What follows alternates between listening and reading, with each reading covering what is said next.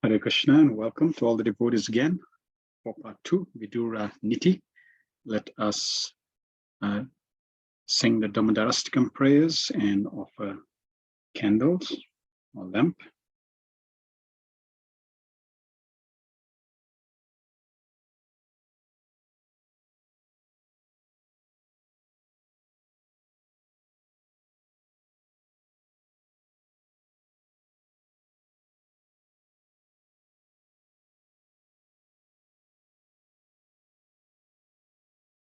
Prabhu, you need to unmute.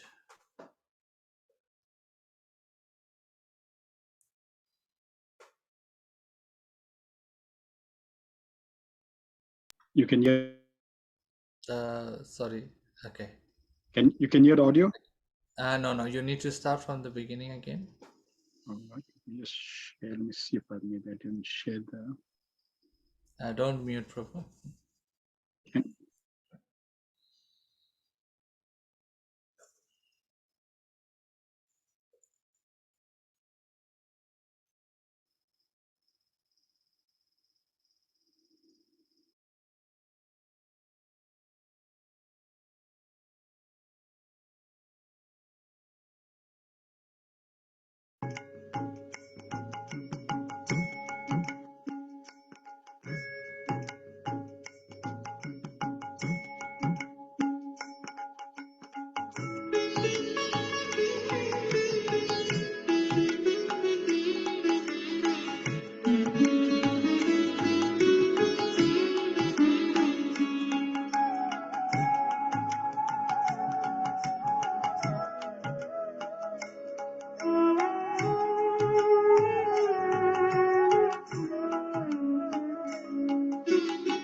Namami Sharamsa Chidananda Rupam Lasat Kundalam Gokule Bhrajamanam Namami Sharamsa Chidananda Rupam Lasat Kundalam Gokule Bhrajamanam Jasoda Bhiyolukhala Dhavomanam Paramrishtamatan Tato Drutta Gopya Jasoda Bhiyolukhala Dhavomanam Paramrishtamatan Tato Drutta Gopya Namami Sharamsa Chidananda Rupam Lasat Kundalam Gokule Bhrajamanam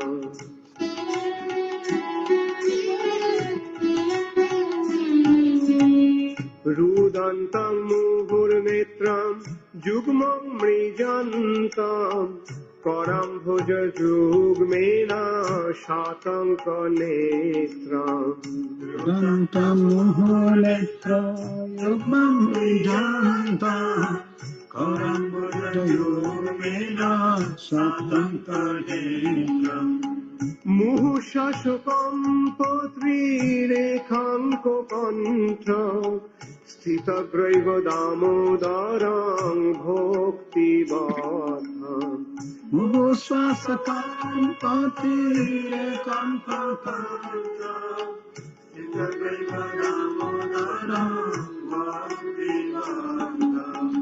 Namami Sharamsa Chidananda Rupam Lasat Kundalam Gokule Bhrajamanam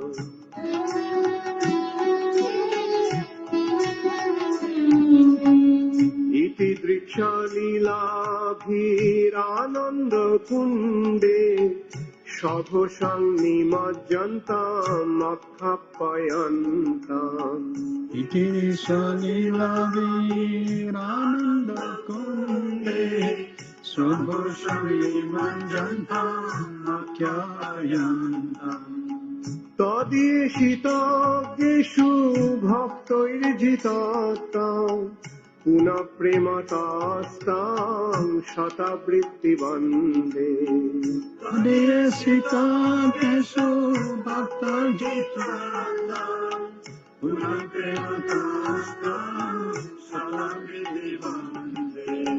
Namami Sharam Sa Chirananda Rupam Lasat Kundalam Gokule Bhajamana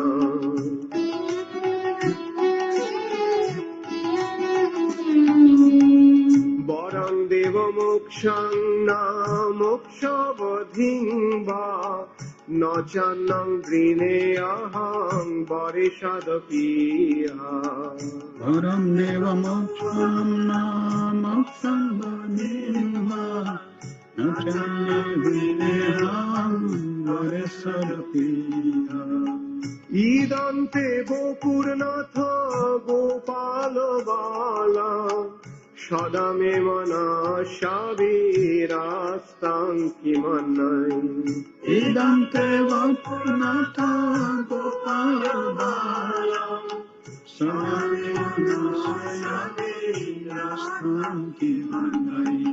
Namami Sharam Sa Chirananda Rupam Lasat Kundalam Gokule Bhajamana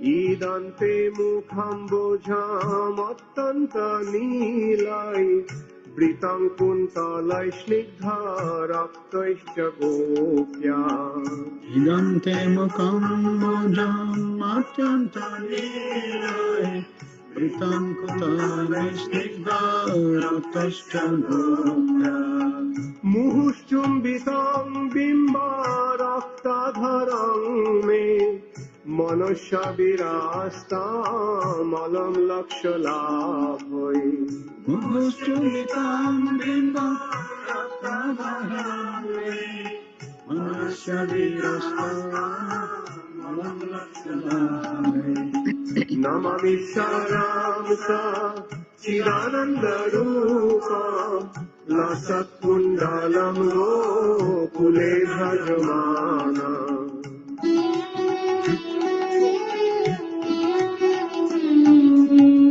Namo Devo Damodaraya Ananta Vishnu Proshida Prabhu Dukha Jalabhimagna Namo Deva Damodarananta Vishnu Prasida Prabhu Dukkam Jalabhimana Kripa Drishti Vrishtapi Dinam Batanu Grihane Shamamagame Dhakshi Drisha Vipatisti Vichati Divam Bhatanu Vihanesham Vagam Medakshi Drisha Namami Sharam Sa Chidananda Rupam Lasat Kundalam Gokule Bhajamana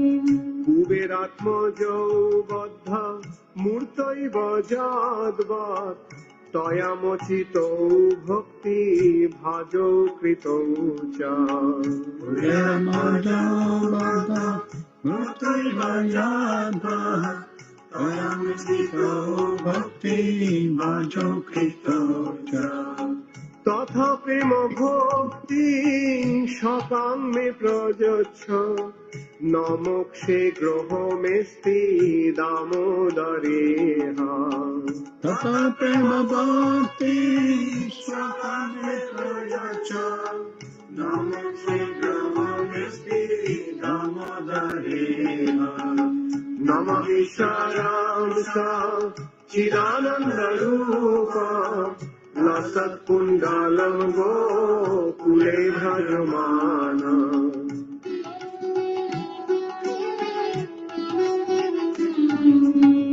Namaste Studamne Spuradipti Dhamne Tadiyodarayatha Vishasya Dhamne Namaste Studamne Spuraditidamne Adiyadayatha Vishwasadhamne নমরাধিকায় তদীয় প্রিয়ায় নমো অনন্ত লীলায় দেবায় তুভ্যাম Namo Radhikaya Tadya Priyaya Namo Radhikaya Devaya Tubhyam Namami সারাংসা Chidananda Rupam লসৎ কুণ্ডলং গোকুলে ভজমানা Namami সারাংসা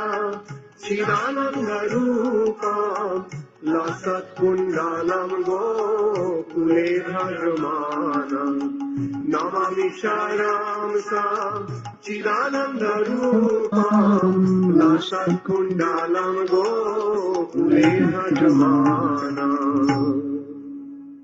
Jai Shri Damaraskam Ki Jai.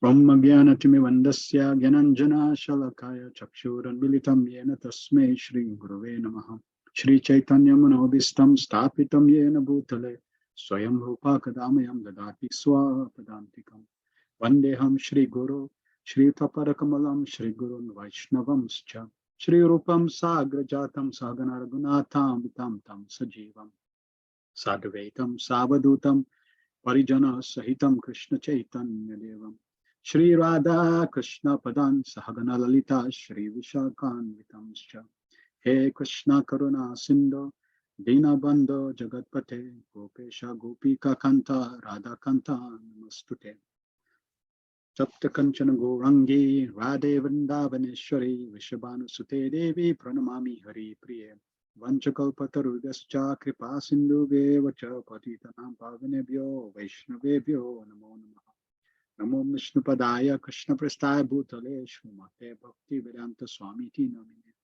Namaste Saraswati Deve Gauravani Pracharine Nirvishesa Sunyavadi Pustatyadi Satarine Jai Shri Krishna Chaitanya Prabhu Nityananda Shri Advaita Gadadhar Shivasadi Gaura Bhakta Vrinda Hare Krishna Krishna Krishna Hare Hare Hare Rama Rama Rama Hare Hare Om Namo Bhagavate Vasudevaya Om Namo Bhagavate Vasudevaya.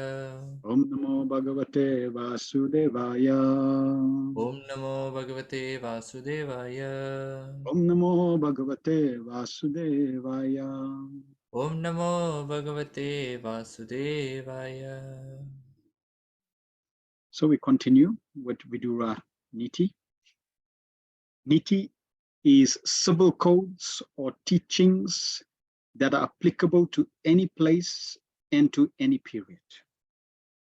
So these codes that we are hearing from Vidura, they are not for a particular time, a particular place, particular group of people. No, these are eternal truths, just like Bhagavad Gita, teachings of Lord Krishna, the Vedic scriptures.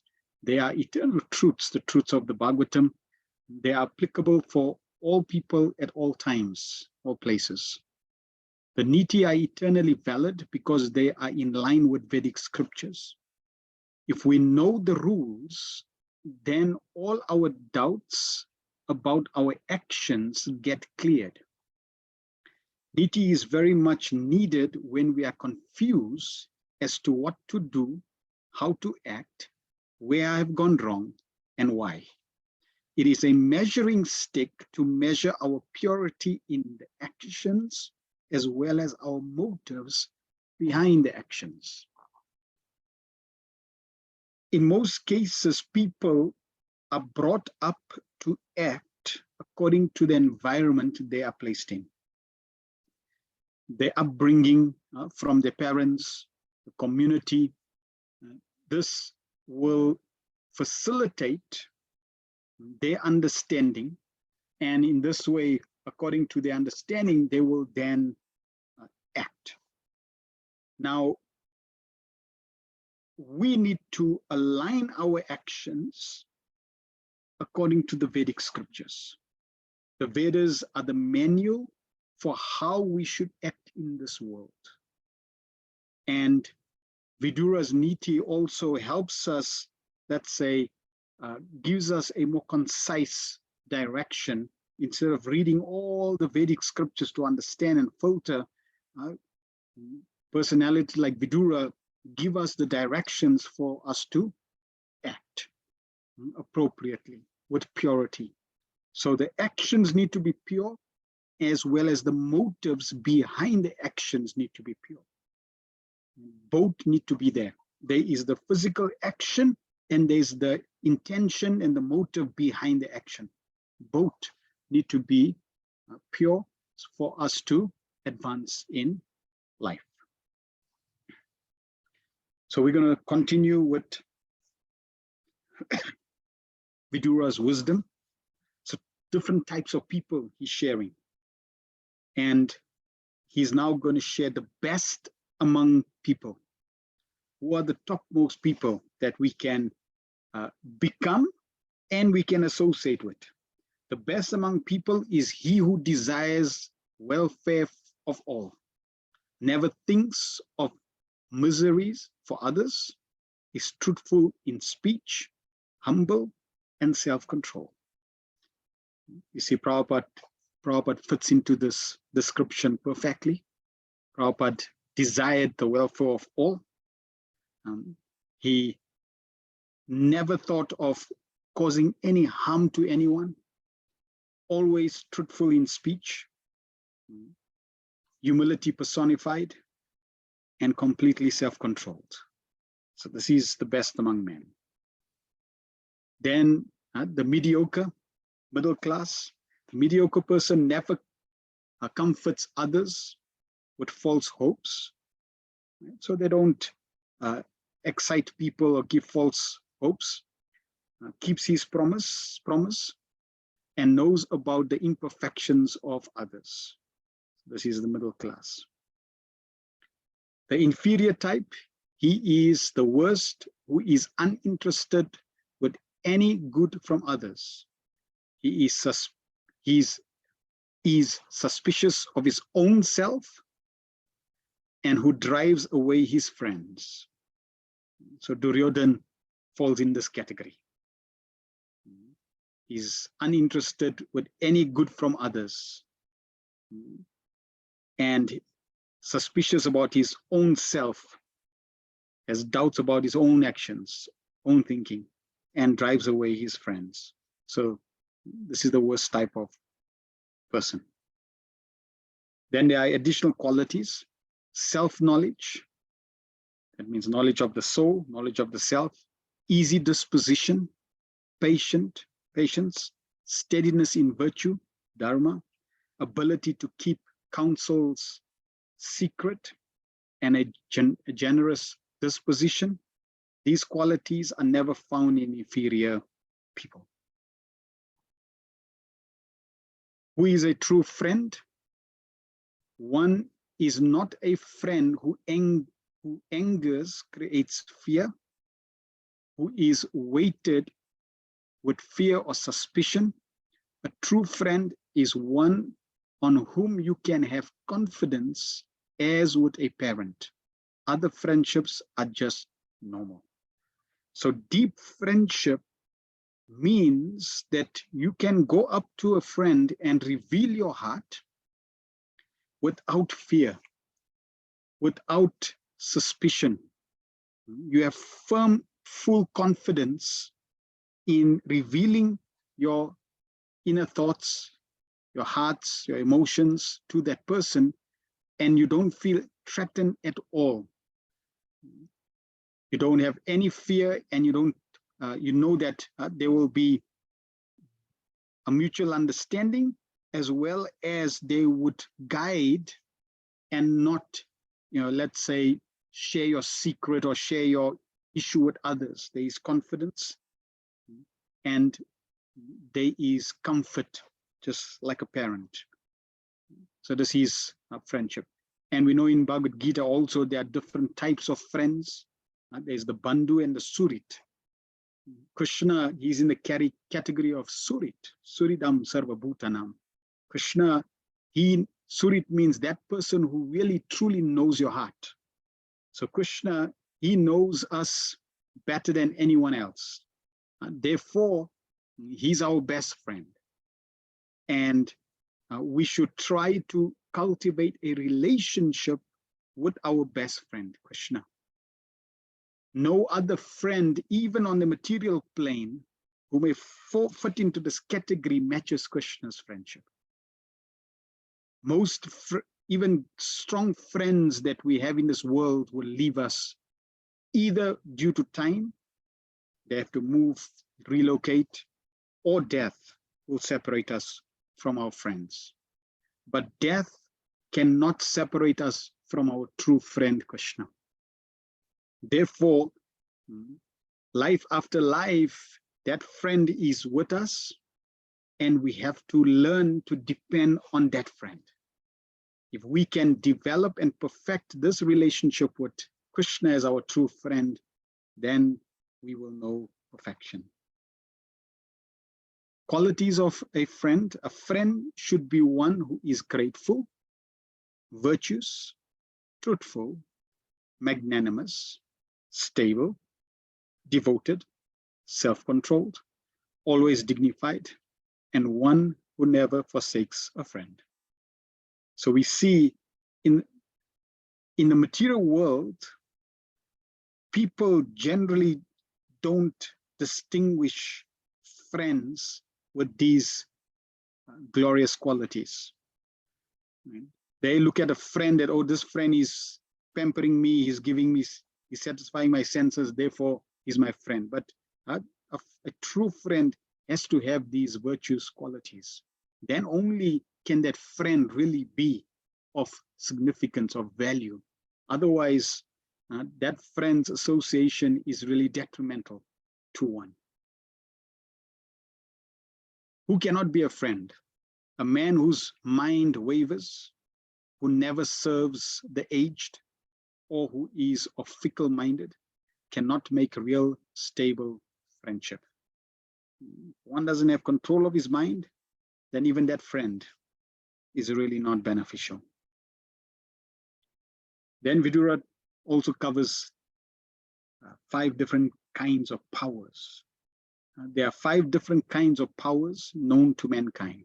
Of these, physical strength is ranked as the lowest.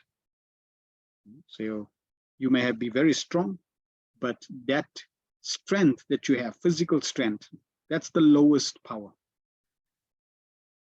Then acquisition of good counselors is said as the second kind of power. So to have people around you that can guide you, that can counsel you, that is the second type of power. Third power is that of the power of wealth. That is the third type of power. Then higher than these powers is the power of privilege acquired by birth, is regarded as the fourth power. So this is like generation wealth or generation power. We find that our fathers or forefathers, grandfathers have built up certain, either a business, or they've cultivated certain relationships and qualities, because of their good qualities, people know them, and they can then, if someone is born in that family, those qualities can then also rub onto one, right? So one gets the power of a privilege of acquired birth. We find, for example, Srila Prabhupada was born in a Vaishnava family. So that's a privilege.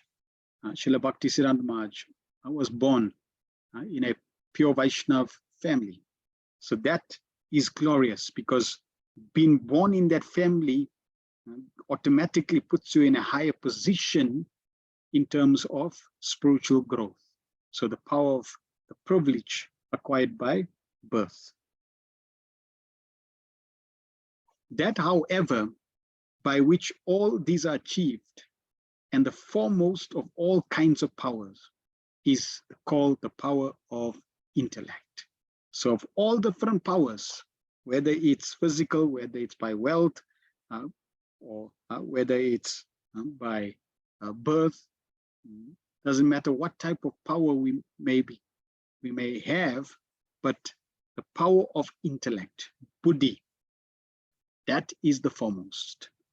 So really, we should try to cultivate the power of intellect. Now we know that that is what Bhagavad Gita does. Bhagavad Gita is the intelligence, the knowledge of the most supreme intelligent person, Krishna. So therefore, when we learn Bhagavad Gita and we follow Bhagavad Gita, we are actually following the most intelligent person.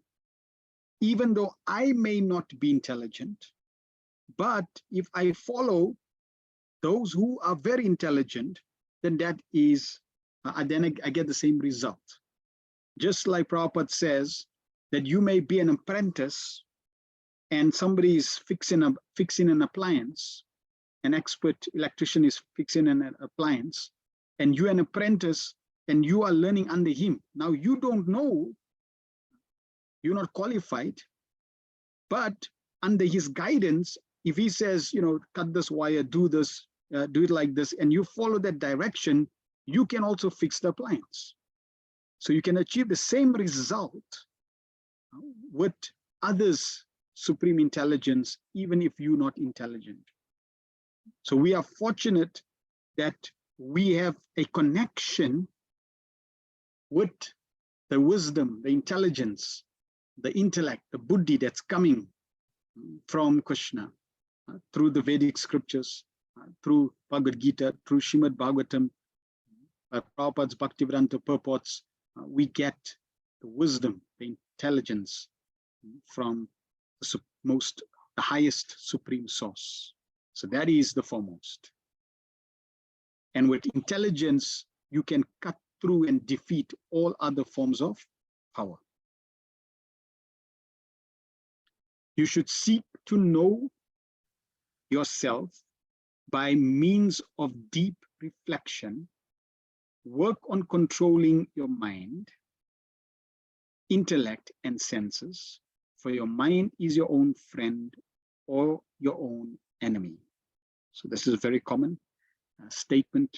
Even in Bhagavad Gita, Krishna says your mind is your worst, your best friend or your worst enemy. And many people quote this. So we find that these statements, especially related to the mind, are there in the Vedas.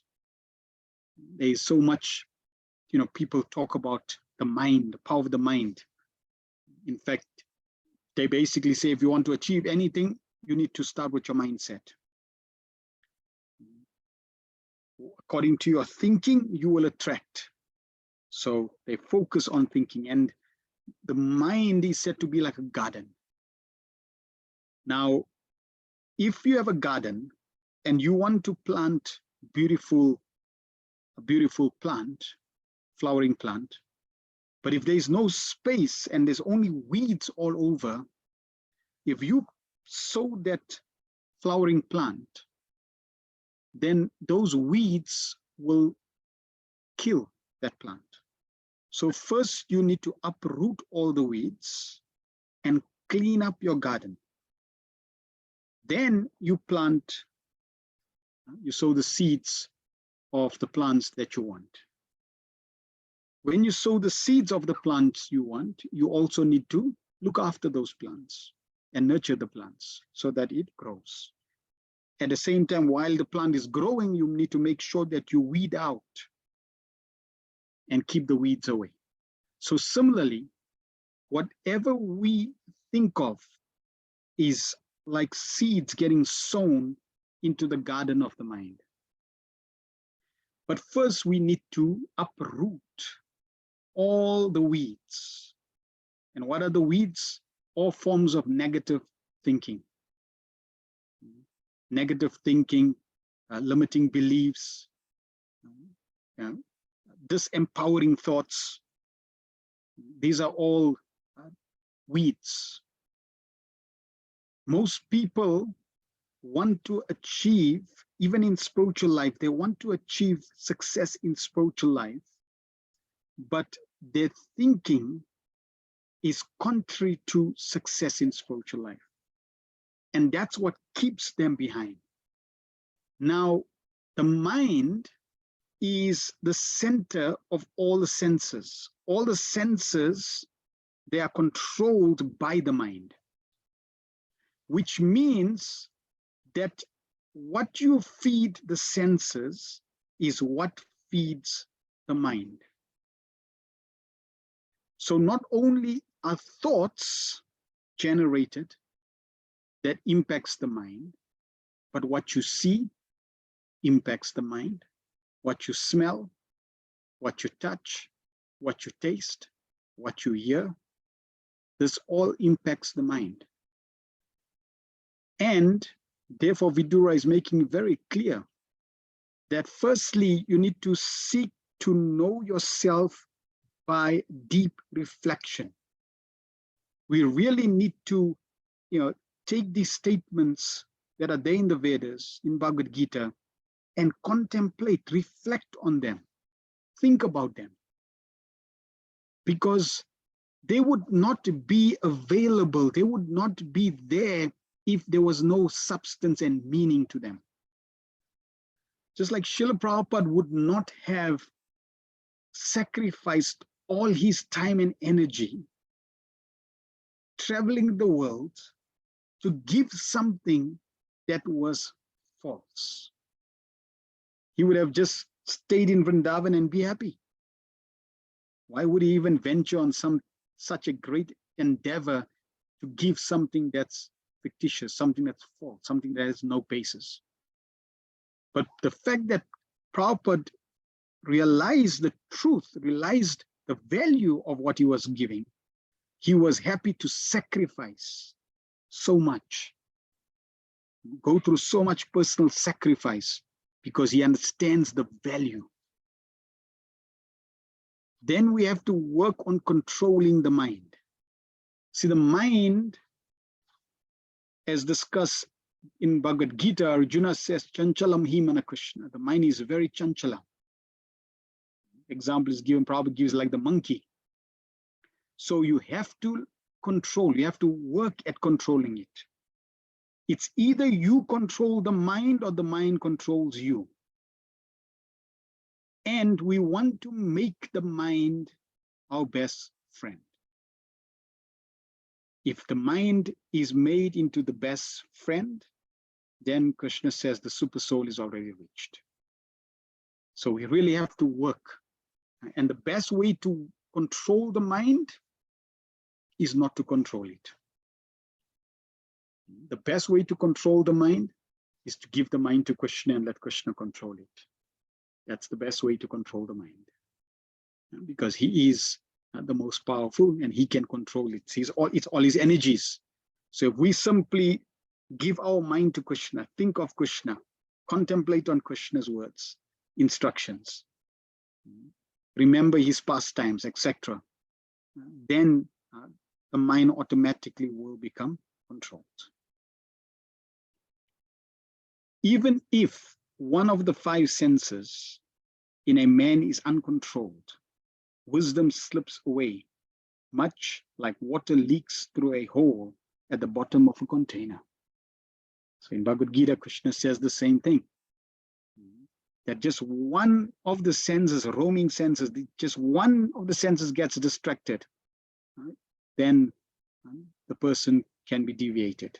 So therefore, we have to be very, very careful. Now, generally, you find in the non-human species, for example, the moth. The moth has one of its senses which are very weak, and that is the eyes. And therefore, it can, it gets attracted to flames and gets burnt. The challenge with human beings is all of the five, all the senses are powerful, not just one. So therefore, for human beings, it's even more crucial and critical that we regulate our senses. Do not allow your senses to go wild. They will destroy one. One has to understand. That's why contemplation is important. When we hear statements from the Vedas, when we hear instructions, when we get good advice, we should contemplate on those instructions. When you contemplate, so when you hear something, And if you don't contemplate on it, it doesn't settle, it doesn't go deep into one's psyche and consciousness. You want to make those instructions yours. And the way you make those instructions yours is through contemplation, through meditating on those instructions. Then it becomes yours. And once it becomes yours, it becomes part of your psyche, your nature. Then you can apply that in circumstances. So therefore, contemplation is very, very important. Shun the following 6 persons. Shun the following 6 persons as a sailor avoids a boat with a hole. A guru who is unable to communicate. A hotri who cannot recite the mantras like a priest. A king unable to protect his subjects. A woman who talks bitter. A cowherd who does not want to step out of his habitation to graze his flock. And a barber who desires to live in a forest. Because if the barber wants to live in a forest, how is he going to cut people's hair? He needs to be in a city. He needs to be where people are. So I thought this one where it says the guru is unable to communicate. Interesting. So there are these people, if you don't distance yourself from or warn yourself from these people, then it's like a sailor who has a boat with a hole. He's going to drown. So these are 6 people that we have to avoid. Be careful of these. Old age takes a toll on beauty. Forbearance is run out by hope. Death brings an end to life. A person who is ever finding fault with others cannot act righteously. Anger destroys riches. Being servile, that means serving, the wicked destroys character. A man loses all sense of shame when swayed by lust, and arrogance destroys everything. So we have to be very careful of these elements. Forbearance is run out of hope. So we need to always maintain hope. Ashabandha. Hope allows us to tolerate, to continue, to persevere. In nectar devotion, one of the qualities of Bhava Bhakti is Ashabandha, hope against hope. That the pure devotee of the Lord, he has great hope in the Supreme Lord. And that hope in the Supreme Lord, in the practice of Krishna consciousness, allows him to continue on this path without giving up. So we want to maintain hope. And hope is very, very important in material sphere as well as in spiritual sphere. How to tolerate?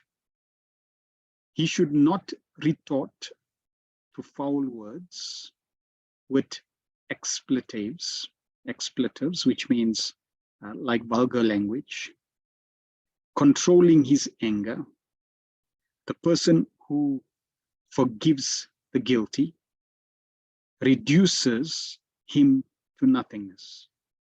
To him is transferred any merit that might be due to the guilty.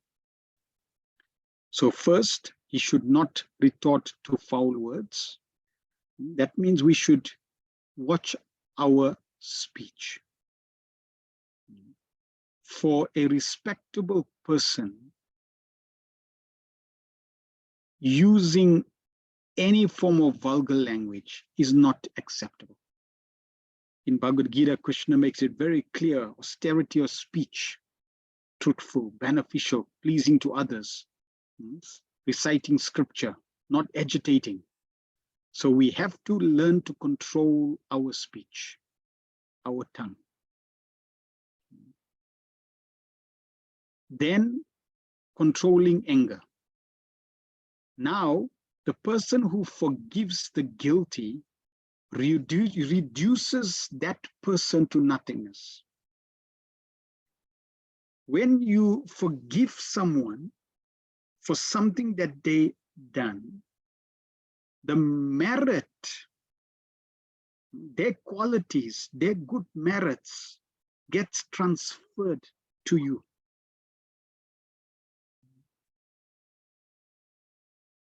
So this is one reason why great personalities learn to forgive. It's not that when you forgive someone, you, or let's say you sanction their wrongdoing. No. But forgiving does something to your heart, and it also transfers merits from that person that caused you harm to you. Krishna has his laws to give everyone their due results. So if something bad happens to us or somebody does something to us, it's always a good practice to forgive so that you can move on, you can move forward. Otherwise, every time you see that person or interact with person, it keeps bringing you to the past. So this is how one can also tolerate circumstances, knowing that one has a focus, a greater future, which will also come to. Harsh words. So Vidura speaks about harsh words. He must not insult another nor abuse him. He must not betray a friend or serve another who is mean and vicious. He should not be arrogant nor of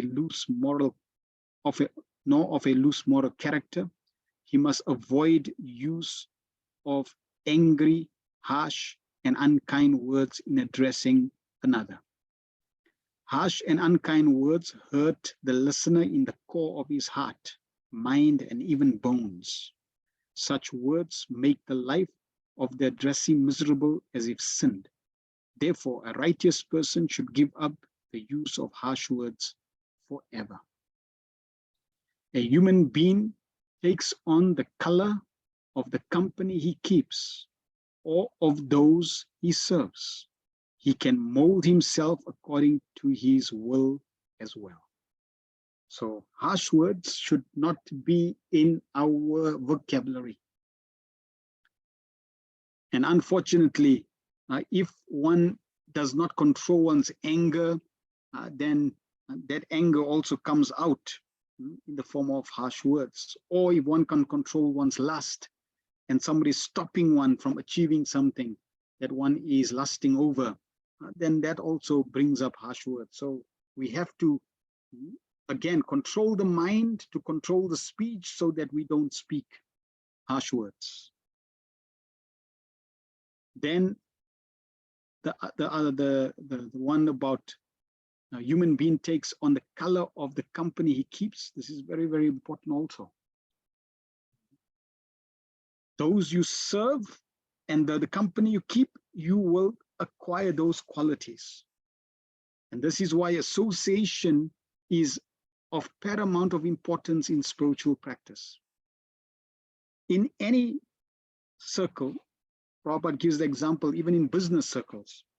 If you want to become a good, successful businessman, you associate with other good businesses, you associate with other successful, good businessmen. And that way you acquire their nature, their quality, their thinking, their energy.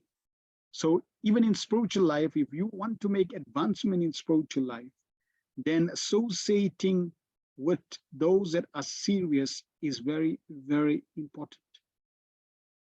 Serving those who are serious in spiritual life is also very, very important. This is how we can acquire the qualities, the determination, the desire of those we serve. And that's how you mold your life, right? Through association. Prabhupada would often say, over 90% of our advancement is depending on association. Prabhupada also in Act of Instruction says he's created the society for association, for giving association. So coming together and associating with Krishna in the center, this is very, very important. Focus on the destination. So this is another quality that allows you to tolerate, allows you to continue to persevere. The persons looking forward to salvation do not depend on charity. They do not even depend upon virtue gained by reading the Vedas. They lead their life in this world, giving up attachment, lust, jealousy, and greed. So keeping always the destination in the forefront of our consciousness, this is very important. In all our endeavors, we must understand what is the goal. Why am I doing this? Why am I spending time on this? When you understand that the goal, ultimate goal, is to achieve pure devotion to the Lord, the ultimate goal is to return back to the spiritual world in the service of Krishna.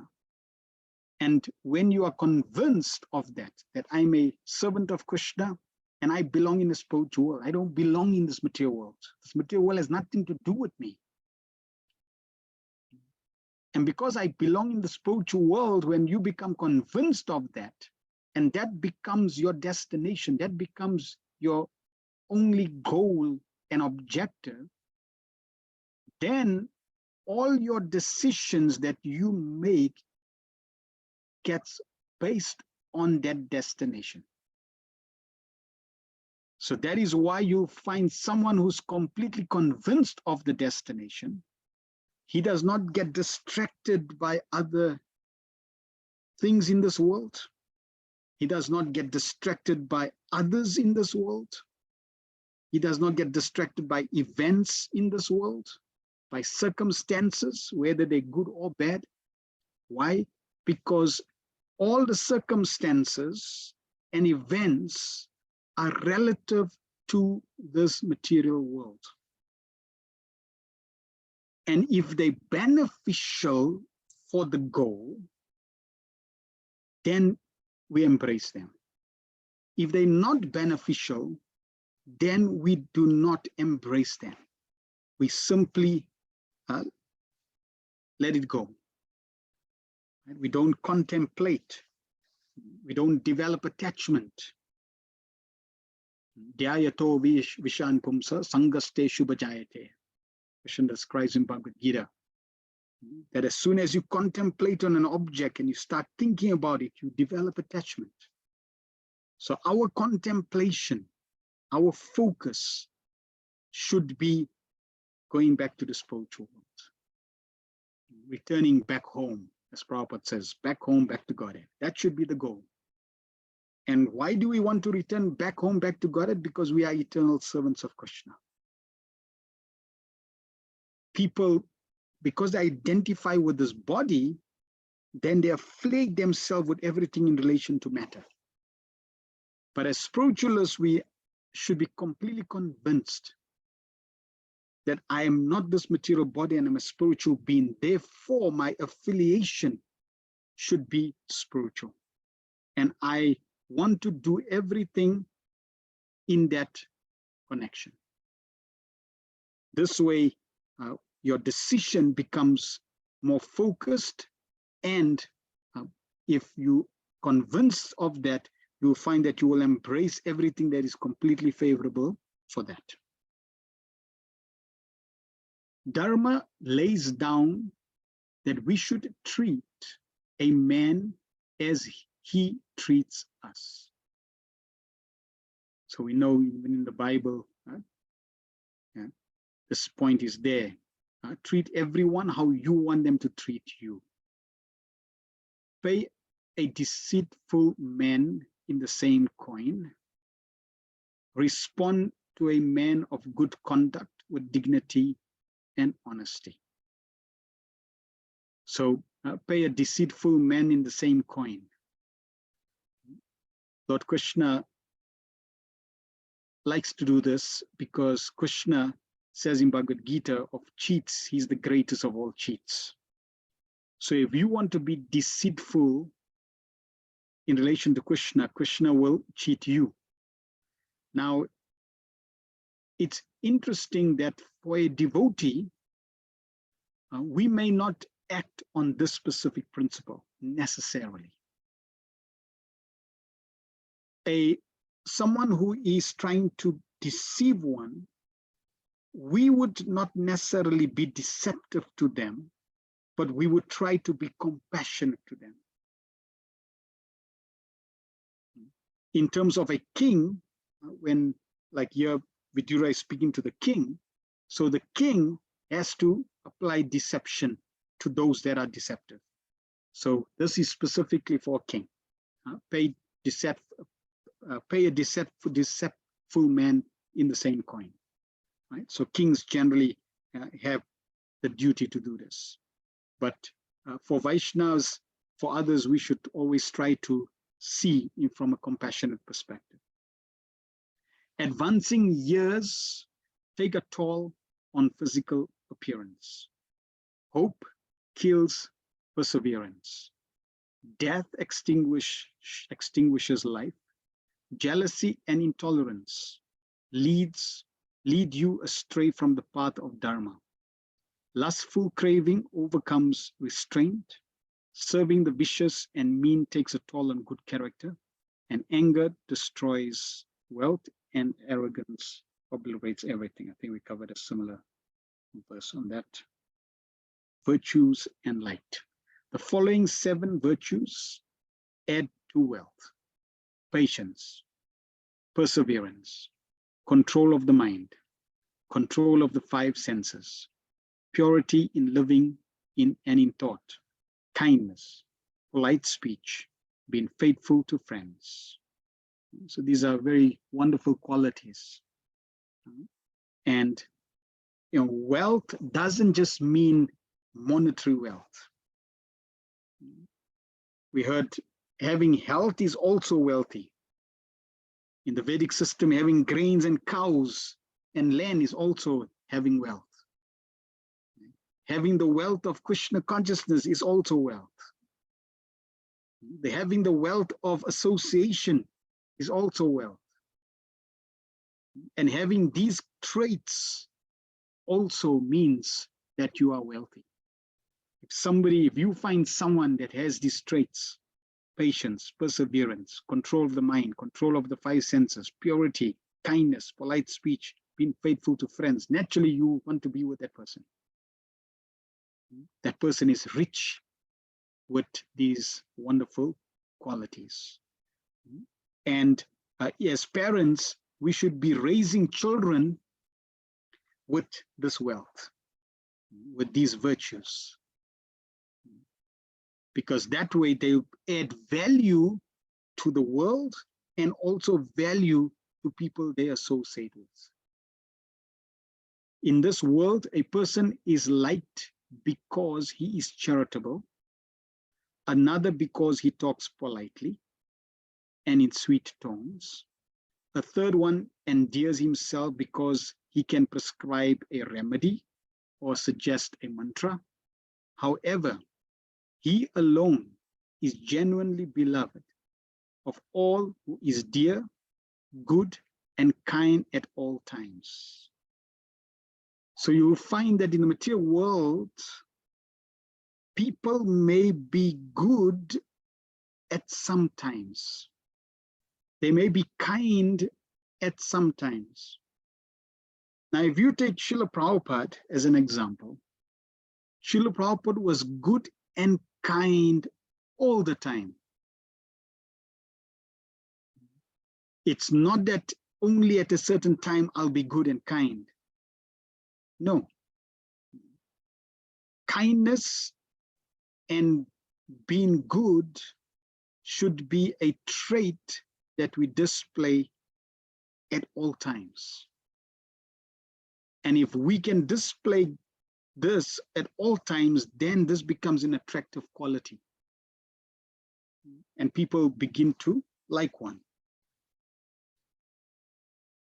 Whereas the other aspects that is described, you liked only at certain times, right? So if you want to be liked, then perform the best welfare work, which is Krishna consciousness, but with kindness, which is connected to the previous verse, right? The fifth quality that's mentioned, kindness. We want to be kind. Even as devotees of the Lord, we don't want to be rude. We don't want to be nasty. We don't want to be arrogant. We don't want to be proud. But we want to display kindness. And when we kind, it also attracts others in a positive way, which allows a Gyata Sukriti, unknown devotional credits, to be attained by them. I like to give the example. Srila Prabhupada was walking down a pathway, and on the side was a lake. And Srila Prabhupada was walking with his followers, and they were busy chanting and walking. And on the sideway, there was a lake, and there was a lady that was fishing. So the lady, she was fishing and she caught a fish. And then she picked up the fish and she saw Srila Prabhupada and the disciples coming. So she turned to Srila Prabhupada, holding the fish, dangling the fish. And she dangled the fish to Srila Prabhupada while he was coming closer. And she said to Srila Prabhupada, would you like one? Would you like it? Would you like to have it? So Srila Prabhupada, he smiled and he said, no, you enjoy.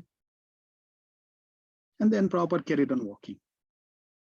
And after a distance, when Srila Prabhupada was a little further from her so she could not hear, Srila Prabhupada stopped and completed his sentence and said, and suffer. So to her, Srila Prabhupada said, no, you enjoy. You have and you enjoy. He was kind. And then to the disciples, he was instructive and suffer. He didn't chastise her, you're going to go to hell, you're going to become a fish and you're going to rot. And no. Prabhupada was kind. He was able to reciprocate with kindness, politely, for her to appreciate, because Prabhupada could understand where that soul is. So for her to appreciate Srila Prabhupada, oh, this gentleman was so kind, thank you very much. That appreciation would increase her devotional credits. And then in this way, she would advance. Noble. A noble deed done wholeheartedly and steadily in speech, thought, and action is fascinating and attractive. Therefore, always act for the welfare of others and perform good deeds. So Krishna consciousness fits perfectly into this. Right? The most noble deed you could do, Prabhupada gives in one lecture, Prabhupada gives the example. He says a child is lost, a wealthy man's son is lost. And that wealthy man's son comes and knocks on the door. It's crying. And you open the door and you see this wealthy man's son is now lost and crying. So you could give him some food, let him rest, give him some shelter for some time, and then send him off again. That's not the most noblest. The most noblest is to understand, oh, he's lost. Let me find his parents and let me bring him back. Let me reunite the son back with the father. This is the most noble of all activities. So we are all lost. And we have lost our Supreme Father, Krishna. Therefore, the best activity, the most noble of all activities, is to connect every living entity back to the Supreme Father. If we do this, this is the greatest welfare work, the best of all noble deeds. The following activities are beneficial: contact with auspicious objects, control of the wayward mind, study of scriptures, hard work, simplicity, and frequent contact with truthful and noble persons. So this is also a wonderful instruction. What are beneficial to us? Contact with auspicious objects. We should always be greedy. We should always be looking, where can I connect with auspicious objects? So auspicious objects would be anything that's offered to the Supreme Lord is auspicious. The holy dust from Vrindavan is auspicious. Anything related to Krishna is auspicious. So that's, we should always be looking, where can we get mercy? Where can we get blessings? Then controlling the mind, we spoke about. Study of scripture. So very, very important. Srila Prabhupada emphasized that we should be studying every single day. Why? Why do we have to read and why do we have to study scripture every single day? Because the nature of the mind, the conditioned mind, is to always go towards Maya. The conditioned mind always goes towards increasing doubt.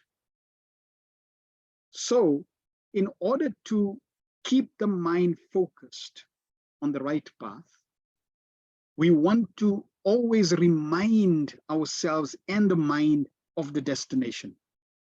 So therefore, reading regularly is very important. If we read Srila Prabhupada's books every single day, it keeps us focused, it keeps us reminded, keeps us on the path. Because Prabhupada would always share the danger, the detrimental, the precarious situation of material life and the glory, the power, the benefit of spiritual life. So in this way, every day when we read, you'll see Prabhupada, puts us back on track. Because as soon as you stop and you give a little leeway to the mind, it can drag you because the power of Maya.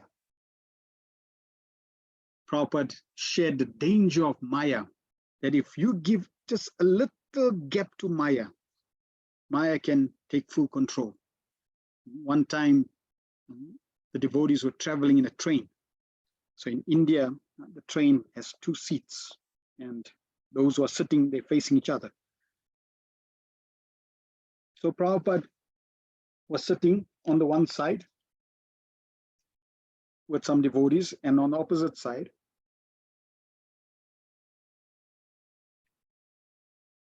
the devotees were also sitting, and there were like 3-4 devotees that were sitting on the side, and the seats were covered full. So Tamal Krishna Maharaj was right on the edge as well, sitting on the seat. So one small boy, he came and he was looking at Tamal Krishna Maharaj, like, I need some space. So Tamal Krishna Maharaj thought, okay, he's a small boy, let me give him some space. So they moved a little, gave some space to the small boy, so the small boy sat in the corner of the seat. After a while, the small boy's sister came, and she came to stand. So the devotees looked and said, oh, she also wants a seat. Okay, so then they shuffled more, and the devotee on the far end was practically off the seat. So then the small girl sat. And then the mother came. And now they needed more space. So by the time, the whole family came, and all the devotees were on the floor and the family was sitting on the seat. And while this was happening, Prabhupada was watching this. And then Prabhupada said, yes, just like that, Maya, you give Maya a little gap, she'll take the whole seat. So if an idle mind's devil's workshop, you just give a little gap for Maya to come and you'll be in trouble. Therefore, every day we have to be diligent, we have to keep focused, and we have to keep reminding ourselves. Very important. Then simplicity. Simplicity is very, very important. Why? Because if you are simple, you find that you don't need so much to survive in this world. You are happy with the bare necessities to keep the body and soul together, and then use all the rest of your time and energy for noble deeds, for what's truly valuable. And then frequent contact with truthful and noble persons. Regularly, we should associate with devotees, associate with advanced souls. That is very, very important. Wisdom. Tapasya is the strong point of a tapasvi. The Vedas provide the backbone of intelligence to the knowledgeable. The vicious depend on violence to advance their objectives, and the virtues depend for success on forgiveness. The following 8 do not violate a fast. So I thought this was interesting. Water, that means if you're fasting and you have any of these, it's considered not breaking a fast. So water, the roots, the fruit, milk, ghee, feeding a brahmana, satisfying his desire, obeying the command of a guru, and medicine. Okay, so this is considered not breaking a fast. Do not treat anyone in a manner that looks harmful to yourself. This is in a nutshell what Dharma is all about. If anyone desires to act otherwise, he follows the path of adharma. So do not treat anyone in a manner that looks harmful to yourself. Similar point, like treat others how you want them to be treated. So this is very, very important.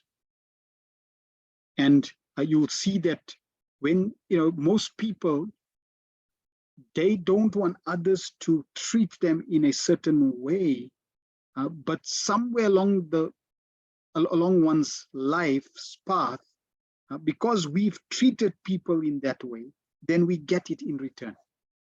So therefore, it's always a best practice to treat everyone with kindness, and kindness will always come back to you. And even if kindness does not come back to you, we would still respond with kindness. See, there are always circumstances, and there is you who have the choice to respond. So it is not circumstances that make us or break us, but it is our response, how we're responding to the situation. So even if somebody is unkind to us, we should still respond with kindness, because that way we don't complicate the cycle of karma. Right? You don't fight fire with fire. Like in the Bhagavatam, we see how this conflict between the Bhutas of Lord Shiva, and Daksha and his associates. And they were cursing and counter-cursing and cursing and counter-cursing. So we don't want to go into that cycle, that loop. We want to understand the principles of karma and try to check that completely. Right? So we know even when Maharaj Parikshit saw Dharma the bull and Kali was beating practically beating the last leg. When Maharaj Parikshit asked Dharma the bull, who has caused this? Who has broken your 3 legs? And Dharma the bull gives interesting answers. Even though Dharma the bull knew, but Dharma bull started saying, well, some say it's karma, and my past, and I don't know.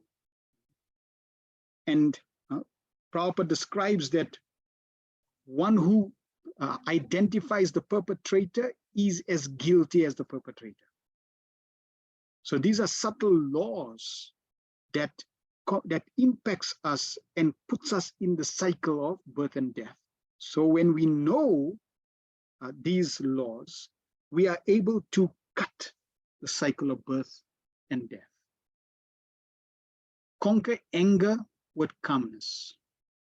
Conquer a devious person by treating him well, as we were talking. Be charitable to a miser and let truth override untruth. Name and fame.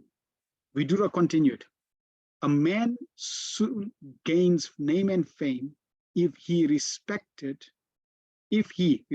by other noble persons, unattached, acting within his limits, tries to attain his objective. He is always happy and successful, who is blessed by saints. So if you focus on your objectives and strive for that,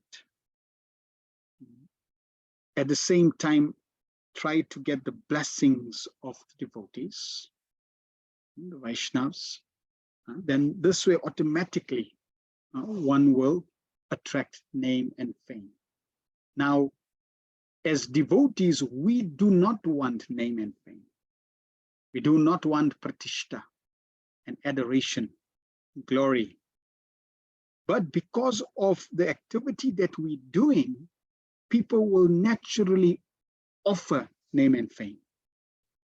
But we have to be very careful that whatever name and fame that comes to us, that as postmasters, we pass it on to our spiritual master, to Srila Prabhupada, in the cyclic succession back to Krishna. We see Srila Prabhupada always did that. Whenever they would say, Srila Prabhupada, you did so much, Prabhupada would say, no, I didn't do that. It's all my Guru Maharaj's mercy. So Prabhupada always gave credit to his spiritual master. So mercy comes flowing down, and whatever adoration, whatever gratitude, whatever comes, that we offer back up to the chain in the cyclic succession back to Krishna.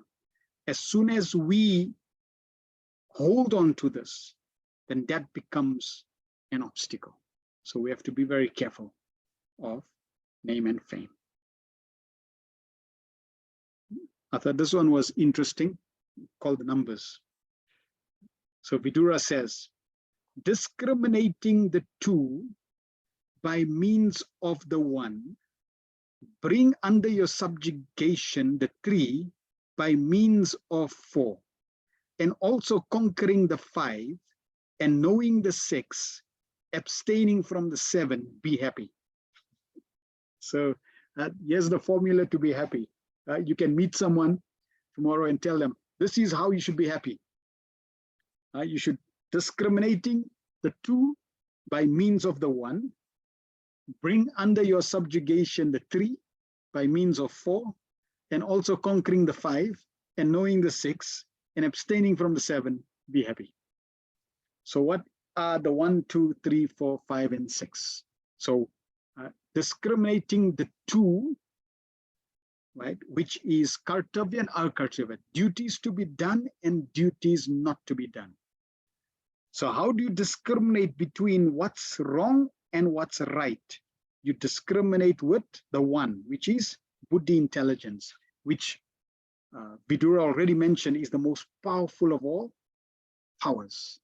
Right? So buddhi is buddhi yoga, buddhi intelligence, very, very powerful, very important. We need the buddhi to discriminate between right and wrong, the two. Then with that discriminatory power between doing what's right and wrong, we bring under our subjugation the three. That means the enemy, friend, and neutral. Bring under subjugation the three by the four. So this four is specifically in relation to a king, right? Because he's speaking again to Dhritarashtra. So the king, the leader, needs to know these four things. Right?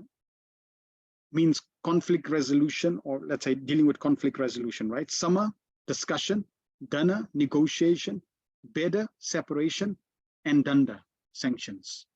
So with these four, he would control the three, which is the enemy, friends, and those who are neutral. Also, he's conquering the five. Conquering the five means conquering the five senses. And he knows six measures of royal policy. So these are also within the royal paradigm or kingly paradigm. And then abstaining from seven. So this last one, I think, is very applicable for us. Abstaining the seven for us to be happy.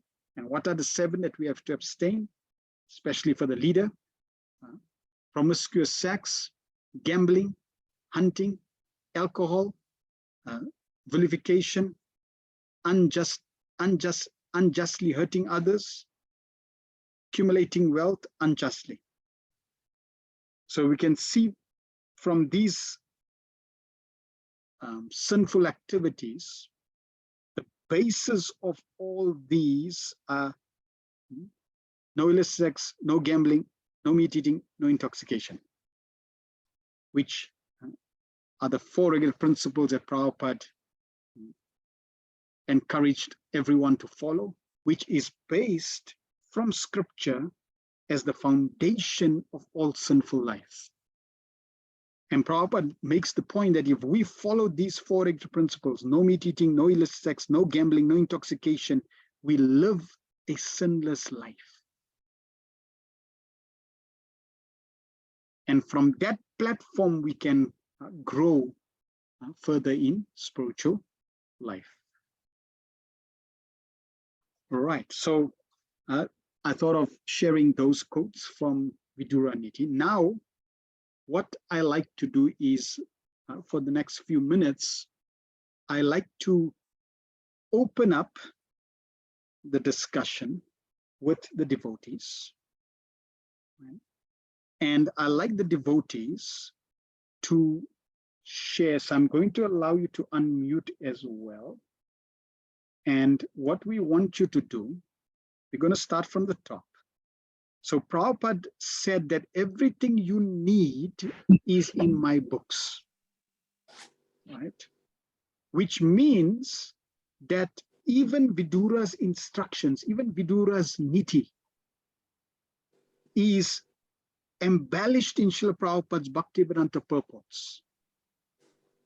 So what I want to do is go through some of these points, and I want you to share from your own understanding, from your own experience in reading Srila Prabhupada's books or hearing about Srila Prabhupada, right? Something that points us to this direction from these different points. So for example, those who are wise. So what can you think of from Srila Prabhupada's Bhaktivedanta purports, instructions, morning walks, pastimes, verses that tells us, gives us a clue of those who are wise. Okay, so the floor is yours. You can unmute, you can type in the chat and let us know anything that Srila Prabhupada told us in relation to who is wise. Who are those that are wise?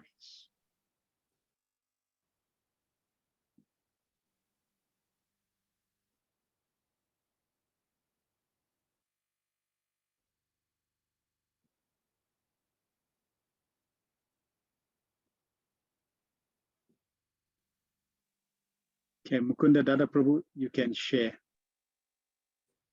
The wise lament not for the living, not for the dead. Very good. We become attached to the body and it causes a lot of suffering. But in the purport, Prabhupada says that those who are noble souls like the teacher Bhishma and Dronacharya, because they're noble souls, their birth after dying either will be the spiritual world or they attain the heavenly planets. So as devotees, even when we lose somebody close or we lose the association of those who are devotees, if we're wise, we should have faith and accept what Krishna says in Gita, that those devotees who leave this world, they perform devotional service in relation to Krishna. And if we're wise, we understand that they're going to something superior and leaving behind the suffering. So that's what we should all be aspiring for, that we also be wise and focus on that goal and not lose hope, the asabandha. Even though it may be difficult, love of God is not going to come cheap. And if we want gold or diamonds, we got to work hard for it. And love of God is not something that's just going to fall into our lap. We've got to work for it. And Krishna will test us. And if we are wise, then we stick to the path, even though it's painful, because in the end, we'll attain that which is ultimate, the spiritual world. Yes, thank you. Wonderful. In relation to wise, so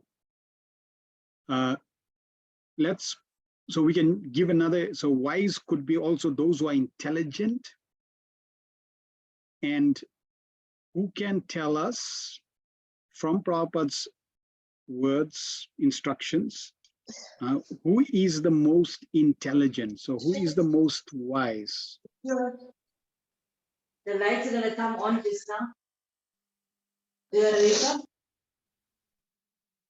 Right, so Hemavati says, on the morning walk, Srila Prabhupada said, those who go to bed early and rise early become healthy, become healthy and wise. Very good.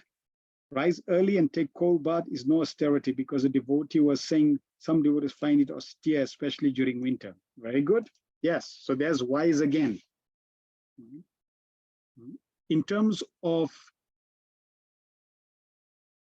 intelligent, who is the most intelligent person? Who is the most intelligent person?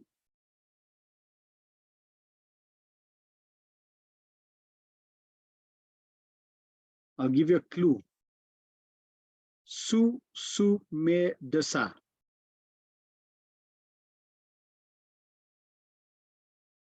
Must have heard that somewhere.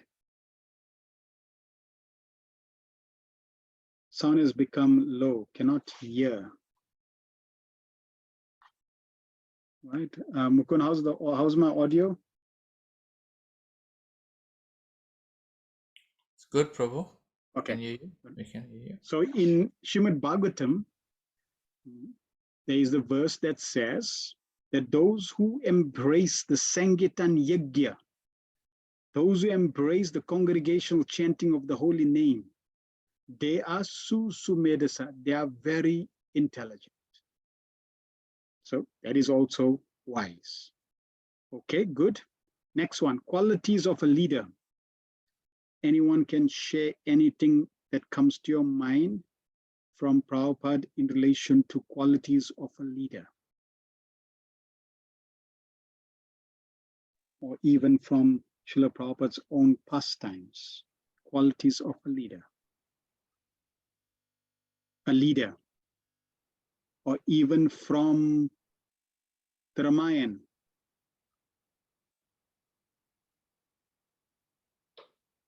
Lead by example.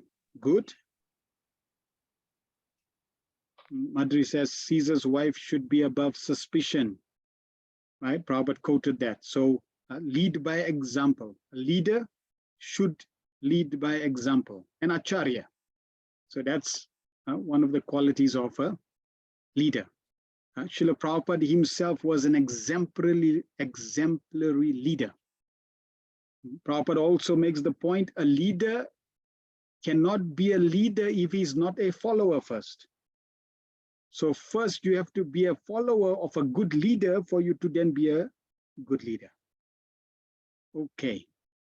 Next one, qualities of a good person and how he should behave. What comes to your mind in relation to qualities of a good person and how he should behave?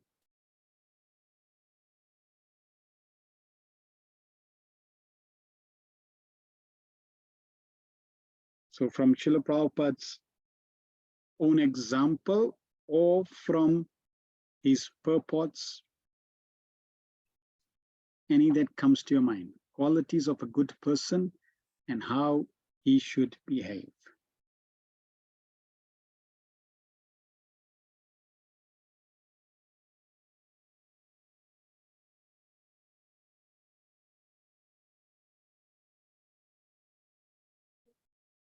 So Yamavati says, Lord Ramachandra, Parikshit Maj, Rantidev from Srimad Bhagavatam. So these are qualities, well, these are exceptional personalities and they show how to behave, right? So for example, or even Vidura himself, right? The Bhagavatam has many personalities that are presented in the Bhagavatam that shows how to behave. Their qualities are glorified and their behavior is glorified. Let's go to Bhagavad Gita. Good. So now we're getting closer. He is grave and merciful. So qualities of a good person. So a good person, an exceptionally good person, is called a pure devotee. And how many qualities are there predominantly of a pure devotee? How many qualities are there of a pure devotee?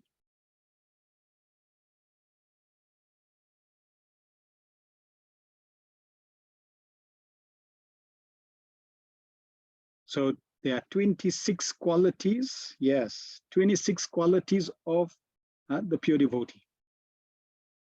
And by going through those 26 qualities, we can then try to also emulate that as we advancing or specifically understand that we are progressing when these qualities adorn ourselves. Okay, how to tolerate? Anything that you can think of in terms of tolerating related to Srila Prabhupada, related to Srila Prabhupada's pastimes. This one should be easy. Just think of what Srila Prabhupada tolerated.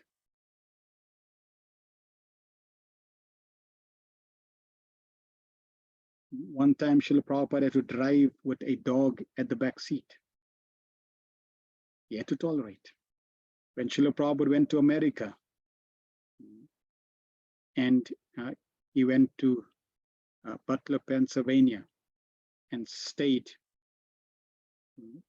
in the fridge, Prabhupada had to keep his own food, vegetables in a fridge with meat. Srila Prabhupada had to put his food with the cat food, yes, and bear insults and disrespect. Just consider Srila Prabhupada is like the special commander of Lord Krishna. And yet, Prabhupada had to stand in line to take a shower. So Prabhupada had to tolerate so much. Old age, Prabhupada had to tolerate. We find there are many other examples also in scripture. Prabhupada's books. Okay, what should we do and not do? So if I want to know what should I do and not do, which book of Srila Prabhupada should I go to? Now, all the books will give you that, but specifically, where do I find the do's and don'ts of pure devotional service?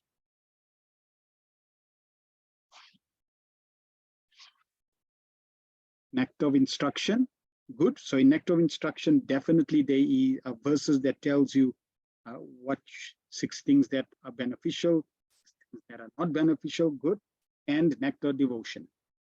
Right? So the Nectar Devotion has chapters that deals with activities that you should do and activities that you should not do. Very good. How to treat everyone with respect.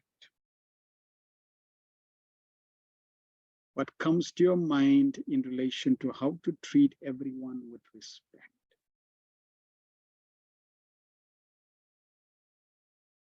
So in Bhagavad Gita, how to treat everyone with respect.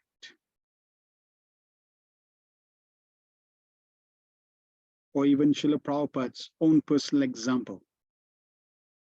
Because generally in the material world, people respect those who are powerful or leaders, have a good position. And if a child comes, they're not interested. Every living being is part and parcel of Krishna. Very good. And because every living being is part and parcel of Krishna, therefore you have to respect. Prabhupada, Sharina says, understand that we are not this body, we are all servants. Very good. And as servants of Krishna, we should respect everyone. As part and parcel of Krishna, we should respect everyone. In Bhagavad Gita, Prabhupada writes that when you disrespect someone or cause harm to them, you also cause harm to the supersoul. So therefore, we should be very, very respectful and not harm anyone. Good. Second last one. What habits need to be given up? What habits need to be given up?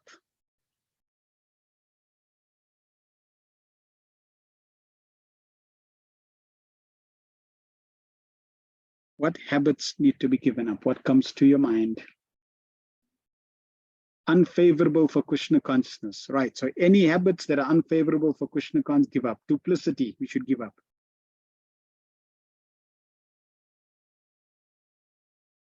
Any others?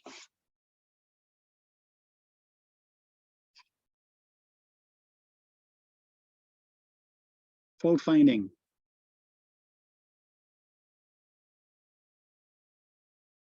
Trying to be the controller. Trying to be the Lord and Master. Krishna says in Bhagavad Gita, envy. Krishna says in Bhagavad Gita, Bhoktaram yagyatapasam sarvaloka maheshwaram. Krishna is Bhokta, he's the enjoyer, he's the controller, he's the proprietor. So if you are thinking you the enjoyer, the controller, proprietor, you need to give up that. So those are bad habits. Lust, anger, and greed needs to be given up. Good. Okay, how to acquire happiness and fame and salvation.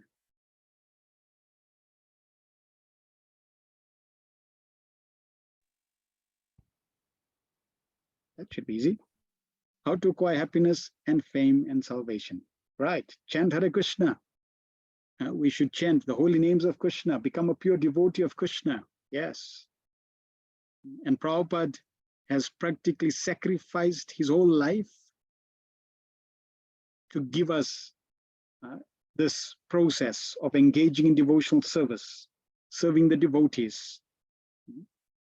Our focus, serving the cows of Krishna. So if we serve those things that are dear to Krishna, then this is how we can achieve happiness and perfection.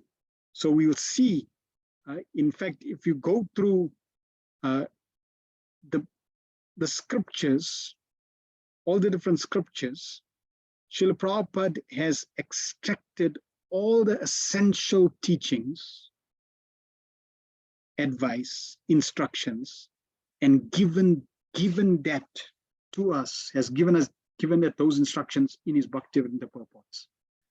Srila Prabhupada one time called Bhavananda Prabhu, I think it was in London, and Prabhupada called him in his room and started telling him that I didn't want to come to this material world. And Krishna insisted that I come. Krishna told me that I need to come to this material world and write those books. And I told Krishna, Prabhupada is saying, and I told Krishna, I don't want to go to that miserable place. And then Krishna responded, no, I want you to go. And Prabhupada insisted, no, I don't want to go. And Krishna said, no, you have to go. You must go to write those books. And I will make all arrangements. So Prabhupada was sent for a specific mission to spread Krishna consciousness all over the world, and specifically to give his books. So if you read Prabhupada's books, you will see the amazing value of those instructions, the inconceivable value of those instructions. Such amazing instructions with clarity, giving the truth, presenting Krishna consciousness as it is, revealing the truth about the Supreme Lord so expertly that no matter who you are, if you read Prabhupada's books, you will be guided perfectly.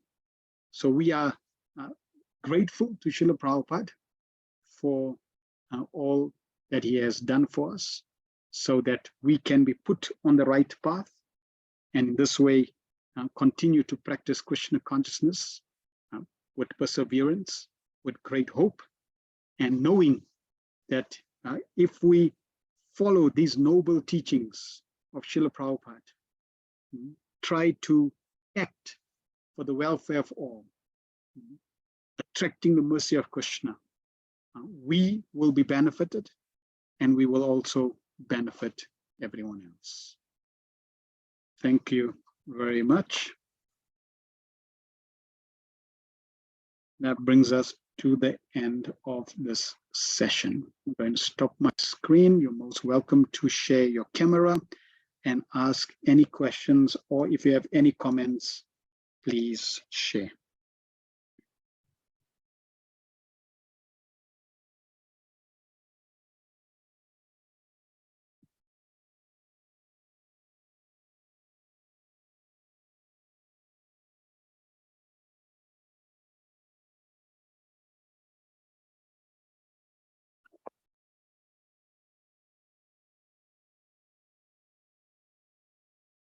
Don't be shy.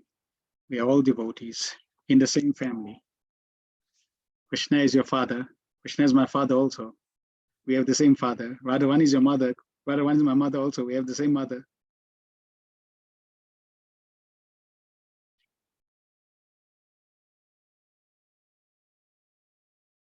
Yeah, and it doesn't matter if you're driving or you know, in the room, or this is the beauty of being able to see, right? And devotees are happy to see other devotees. Okay, any questions or comments?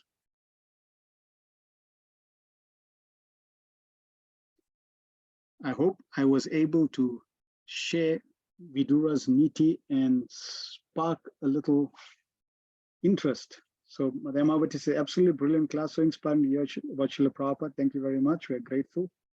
Sharina says, you mentioned that the person identifying the perpetrator as being guilty as a perpetrator. Please explain. Sharina, I think you're also in our Bhagavatam class. We will be covering that.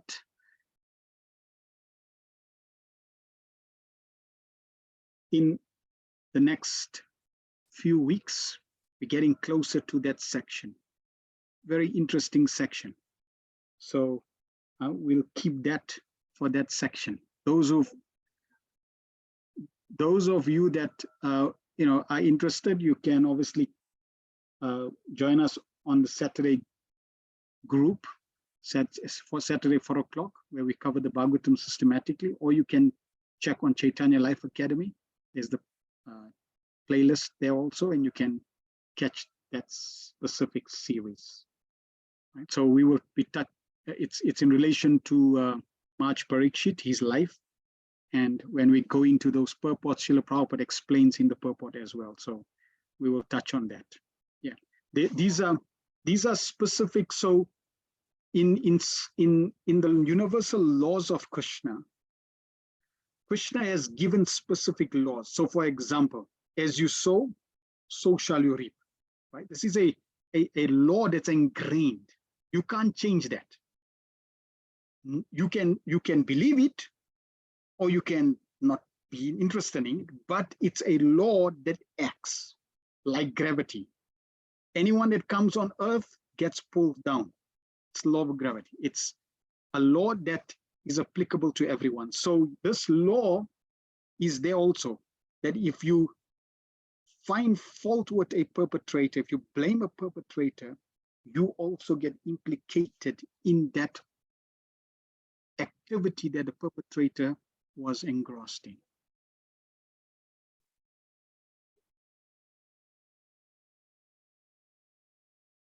And also, there are different aspects that come into play. So you're able to find a perpetrator. And remember, here we're talking about different people. So it could be a king, and a king is meant to highlight perpetrators. He's meant to protect the citizens. So he's meant to distinguish between good citizens and bad citizens. That's the king's duty. But for rest of the souls who are on a spiritual journey, then their consciousness is different. For example, we see Yudhishthir has a different consciousness compared to Duryodhana. And Krishna wanted to reveal that difference. So Krishna asked Yudhishthir, please go in the kingdom and find a dishonest person. So Yudhishthir went, and he went to go find a dishonest person. Krishna told Duryodhana, you go and find an honest person. So they both went and they came back. Yudhishthira said, my lord, I have not found any dishonest person besides me. And Duryodhana came back and he said, my lord, I have not found any honest person but me. I have not found any honest person but me. See? So Duryodhana, he was seeing everyone else as honest because of the qualities that was in him. Duryodhana saw everyone as dishonest because that's the quality that was in him. So it is mentioned, Atmavan Manyate Jagat. You see the world according to your eyes. So Duryodhana was seeing everyone as dishonest. Why? Because his eyes were dishonest. His consciousness was dishonest. Therefore, he's saying, oh, you people are all dishonest. Conclusion, I'm the only honest person. And Yudhishthira, on the other hand, his consciousness was that he's honest. Therefore, he's looking and he's saying, oh, well, everybody's honest here. It's like, I'm the only one that's dishonest. So this is how your consciousness reveals what you see. So in terms of the perpetrator, if you're seeing a perpetrator, it also means that we still have a certain lack in our consciousness from a psychological perspective. But like a pure devotee, look at Haridas Thakur. Haridas Thakur was being whipped 21 marketplaces. And he never saw those that were whooping him as perpetrators. Jesus Christ was being crucified. He never saw those that were crucifying him as perpetrators because of their consciousness. Trusha says, can chanting be done in any form, like listening, singing on beats? Yes. Scripture says there are no hard and fast rules for chanting the holy names of Krishna. So you can chant anytime, any place, in any circumstance. There is absolutely no hard and fast rules in chanting. In fact, Sri Chaitanya Mahaprabhu, his tongue would always glorify the holy name. So one day he went into the lavatory. And while in the lavatory, his tongue started chanting the holy names, and he thought, this is very inauspicious. How can I chant God's names in the toilet? I need to hold my tongue. So he kept his tongue from vibrating. And then after finishing, he came out with his tongue held. And there was one devotee, Gopal. Gopal saw the Lord. So Gopal said, my Lord, what are you doing? And Lord Chaitanya said, I'm holding my tongue. So why are you holding your tongue? So no, I was in the lavatory. I was, my tongue was going to chant the holy names. It's inauspicious. And Gopal said, no, my Lord, sorry, wrong Siddhanta. Gopal said, my Lord, the holy name can never be contaminated. You should always chant, even in the lavatory you can chant. And Lord Chaitanya was so impressed with that point that he said, Gopal, from today onwards, your name is now Gopal Guru. So the holy name can be chanted anywhere.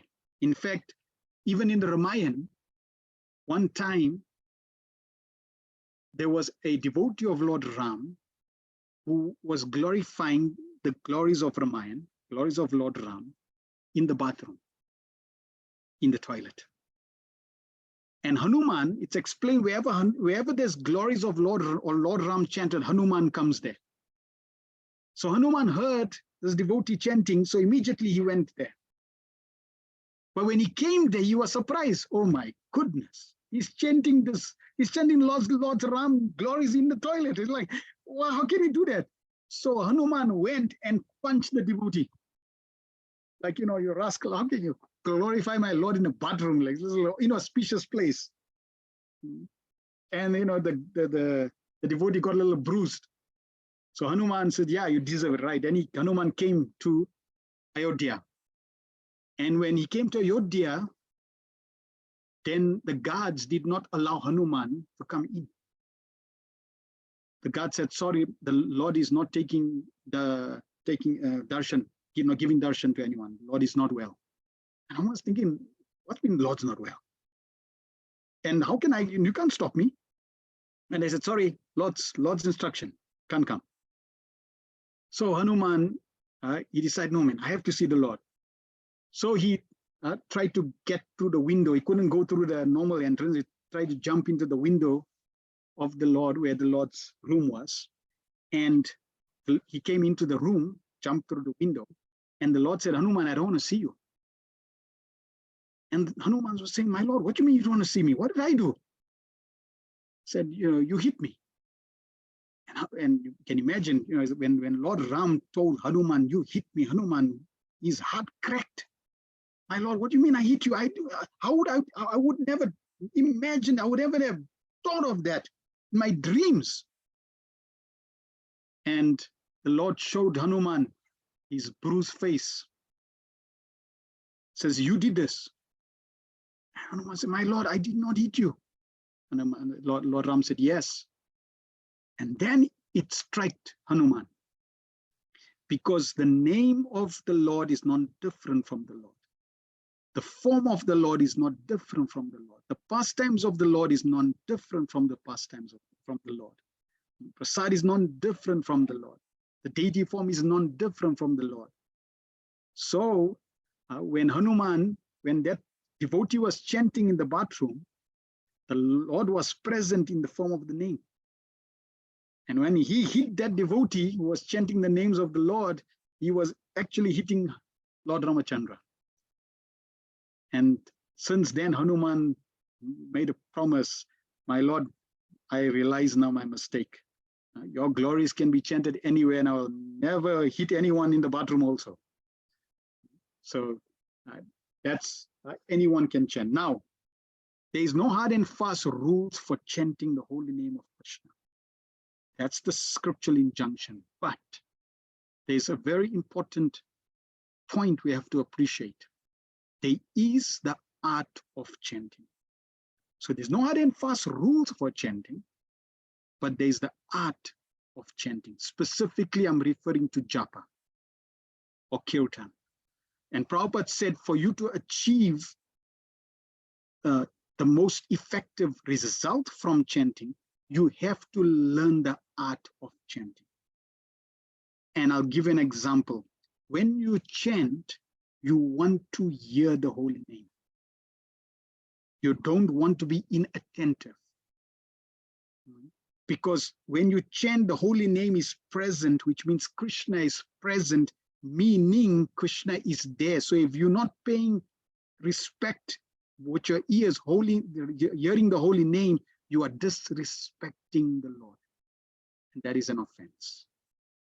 So in that sense, even though you can chant in any way or any form, any shape, doesn't matter, but it's important to practice attentive hearing. Right? Trisha, I hope that answered that question. Sorry, Prabhu. Yes. I wanted to know on that, if there's a form of resistance to say chanting on beads, but you want to chant, say, in other ways, either through listening to the holy name being chanted, or through singing, or even walking, but specific, or maybe you've got a hand that you can't use, so you can't chant bead, Right. some beads. Is that, yeah. Yeah. So the acharyas would never give us something that is not required or beneficial, right? The path for us to go back to the spiritual world is laid down by the acharyas, who are instructed by Krishna. So Krishna is instructing that, okay, if you want to come back to the spiritual world, these are the things you need to do, and these are the steps, and these are the actions you need to take. Right? Therefore, chanting on beads is a must. It's not an option. Now, I may not be inclined, or I may not have my left hand or right hand to chant. If I don't have a right hand, use the left hand. If I don't have any hands, that's an exception. Okay? So now we're not talking about exceptions, we're talking about the norm. The norm is you have to chant on beats. Why? There are different reasons, and I'll just give you a few. One reason is when you engage 3 senses on a spiritual activity, the activity becomes more focused and the mind becomes controlled. So when I'm using my beads, if I'm just chanting with my tongue, it's only my tongue and my ears.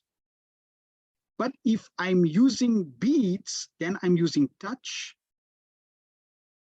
and I'm touching a auspicious bead, so either Neem bead or Tulsi bead.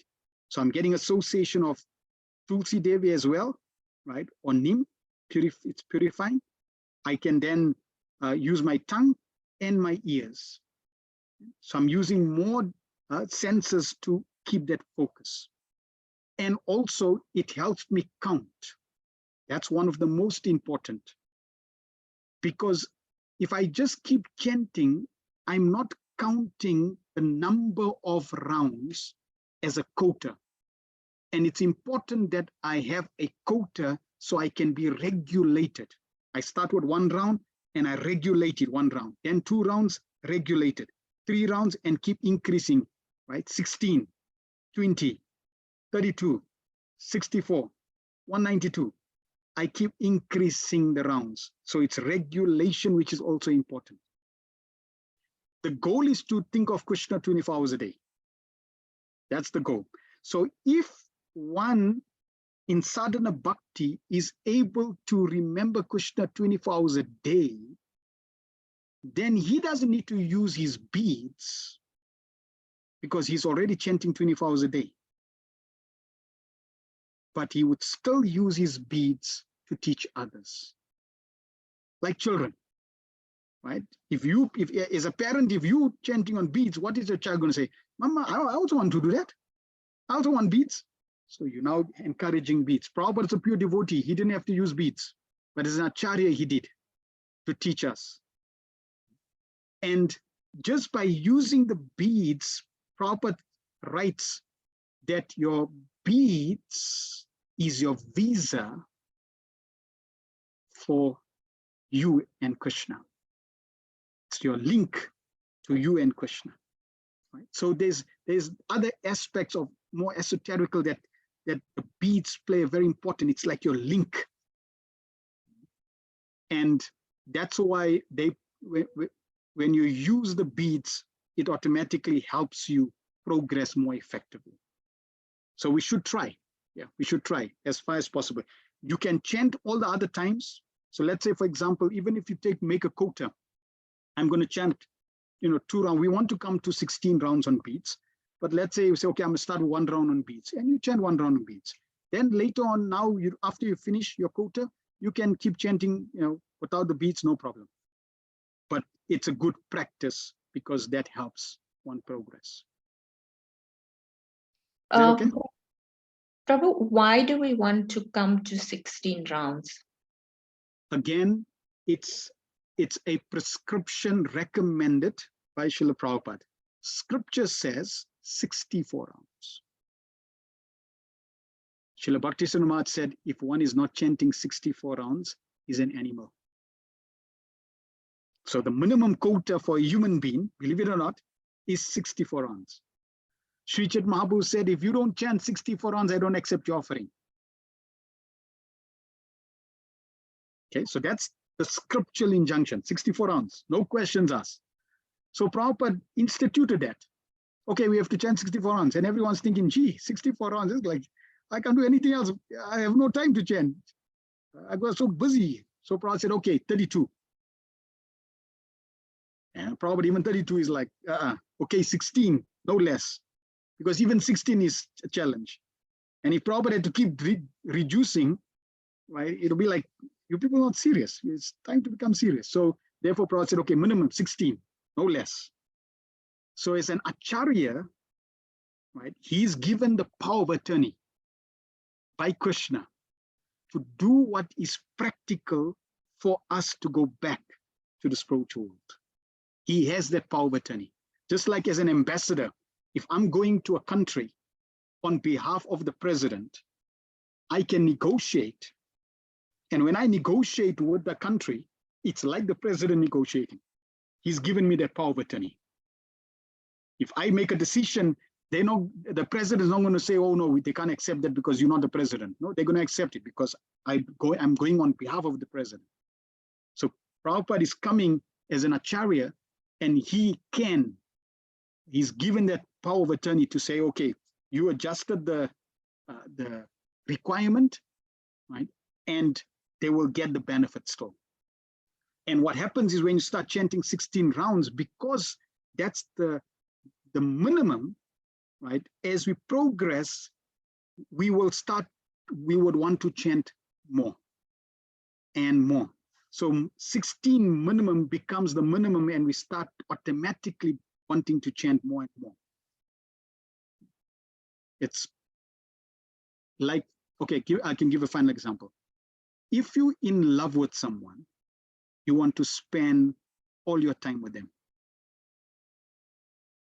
If you're in love with Krishna, you don't want to stop chanting his names.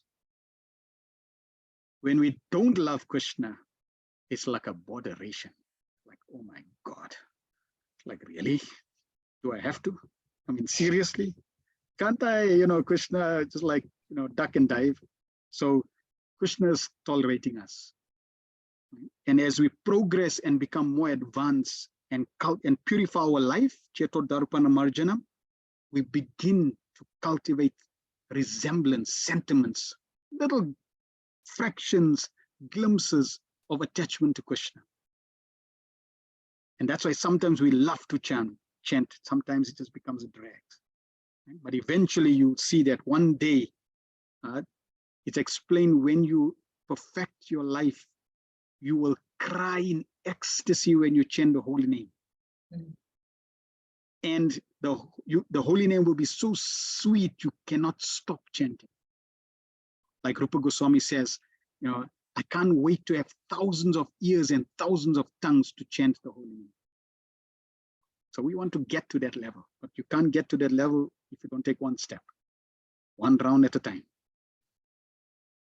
So we should try. We should start somewhere in our spiritual journey. Yeah. It's the roadmap.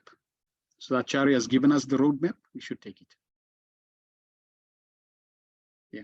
Is that okay? Thank you, Prabhu. Good. Thank you.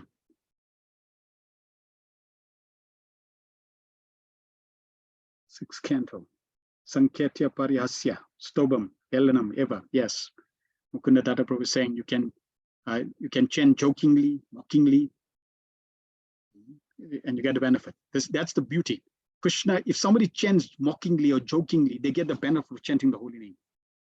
Like Ajamil, he chanted indirectly. He's calling his son Narayan, and the Vishnu Dutas come. He wasn't calling Vishnu Dutas, he wasn't calling Narayan, he was calling his son. So if one gets the benefit of indirectly calling Krishna's name, what to talk about if somebody sincerely wants to attract Krishna by sincerely chanting his names? The benefit is inconceivable. Okay, good. Thank you very much for everyone for your attendance, your time, and we hope this was beneficial for you. Mukund Prabhu, all yours. Thank you, Prabhu. Prabhu, I think we got the next topic for next time. Remember, you suggested chanting the course, so we got the answer already for the next course that we can host. Yeah. But thank you so much, Prabhu, from the Govindas Goshala family. Thank you for being available. I know we normally do the last 5 days, but this time, because of time constraints, you were willing to do at least 2 days for us. At least we could engage ourselves in this last few days of Karthik, just to engage ourselves, also to listen to some of these wisdom and instructions. So thank you so much for sharing that with us, and thank you to all the devotees also for being on time and also listening attentively and engaging in questions. I just want to just to interrupt you. So in terms of chanting, this morning I had a realization which I thought, let me just quickly share with you. Okay. So Krishna is the closest, Radha and Krishna are the closest personalities to you than anyone in creation. How? Because you are a spiritual being in the region of the heart. And behind you is Radha and Krishna in the form of super soul. So they are waiting behind you, and they're waiting for you to turn your face and attention to them.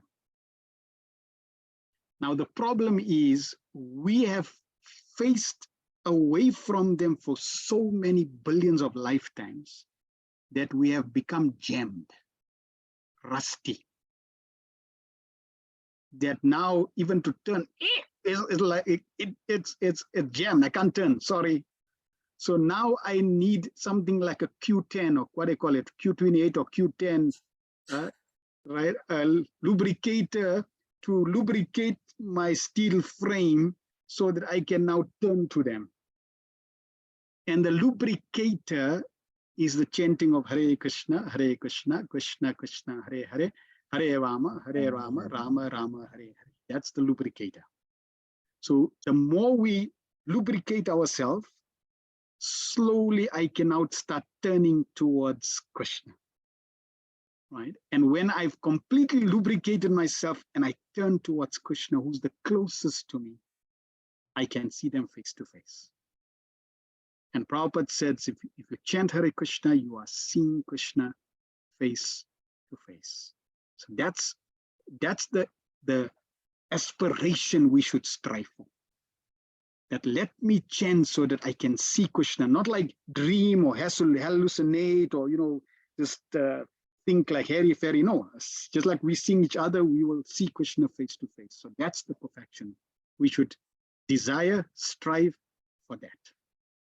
Thank you. Thank you, Prabhu, for that realization. So I just wanted to share my screen. So those of you, tomorrow is the last day of Kartik. If you close to Lanesia, Prabhu is going to be giving class at Lanesia Temple. That's why we're not having class tomorrow, because Prabhu will be giving class there. So you can join Prabhu at Lanesia. I don't know, Prabhu, what time are they starting? 7? Gaurarti 6:30. 6:30. Okay, right. And then this is, if you can see the screen, if you would like to go down and take advantage of tomorrow being the last day, you can contact me, message me. I can do it on your behalf tomorrow. Also, if you want recordings of this class, you can also message me. We've recorded both sessions, yesterday and today's. This over and above the 2 sessions that we had for the past 2 years, we've been hosting these programs. So last year, Prabhu did Saranagati. So that's also 5-day. We did it over 7 days. So that class is also recorded. If you want to still listen to that, go back to that. And we hosted also High Five series, as well as the whole Bhagavad Gita 18 chapters where Prabhu covered everything. So those are all recorded that we did in previous years. If you want access to those recordings, you can just message me and then I can send you the links so you can go back and listen to them. Yeah, and then that's it from all of us here. I will be going out to the Gomata so you can take darshan of them, but I just wanted to end up here to say thank you all for joining us, as well as for Nrsingananda Prabhu for availing himself and sharing this knowledge with us. Hare Krishna, everyone. If you want to stay on, you can stay on while I just make my way outside to the Gomatas. Hare Krishna.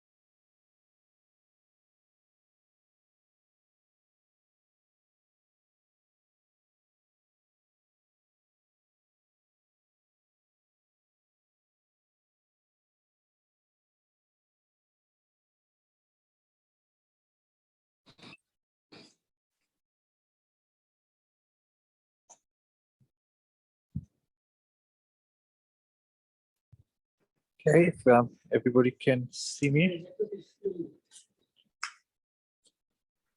And so they've been waiting patiently already for the night feast. This is Mohan. It's getting quite big now. He's now 1.5 years with us. Growing nice and strong.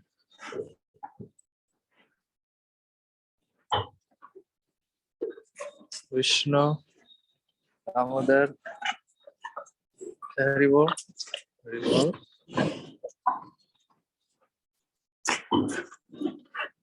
This is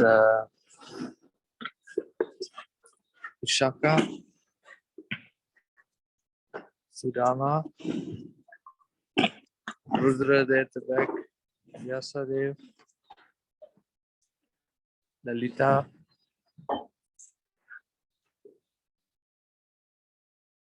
Radhakripa, Gauri, Nandi,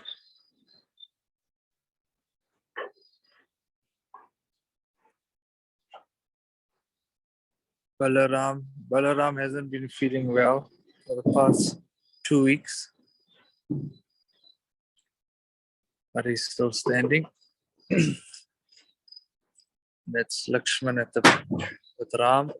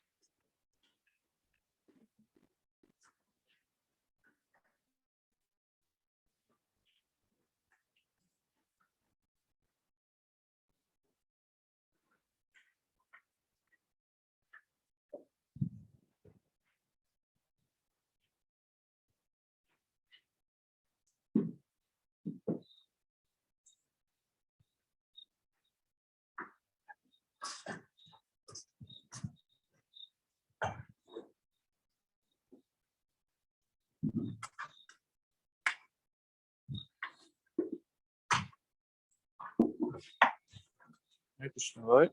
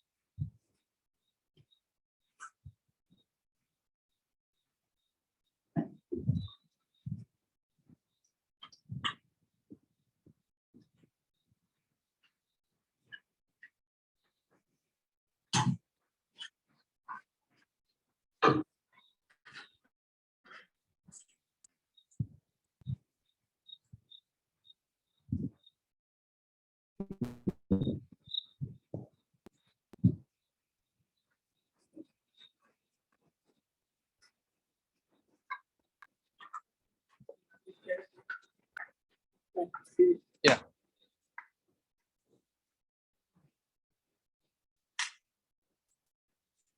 Okay, that's it from us at Govinda's Goshala. If you would like to come and visit us, you can use that number of mine as well and just message me, and you can make a booking to come and visit and feed them over weekends. Hare Krishna, everybody. Thank you all for joining us, and see you again next time. Hare Krishna.